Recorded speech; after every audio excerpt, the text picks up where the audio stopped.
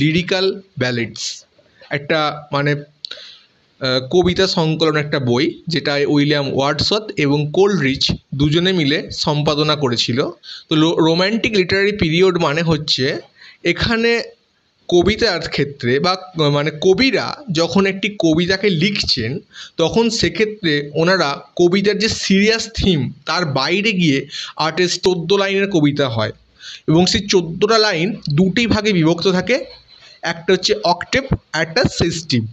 Octave হচ্ছে সাধারণত 8 লাইনের হয়ে থাকে আর সেস্টিভ সাধারণত 6 লাইনের হয়ে থাকে। ব্রিজে কাছে এলেন তখন সেই মুহূর্তে তিনি ওয়েস্টমিনিস্টার ব্রিজের ওপর থেকে লন্ডনের ভোরবেলার একটা সুন্দর দৃশ্য, একটা বিউটিফুল নেচার তিনি দেখতে পেলেন এবং যেটা দেখার পর তিনি সেই মুহূর্তে ওই ওয়েস্টমিনিস্টার ব্রিজে গাড়ি থামিয়ে তিনি সেখান থেকে নেমে সৌন্দর্যটাকে উপভোগ করলেন এবং তার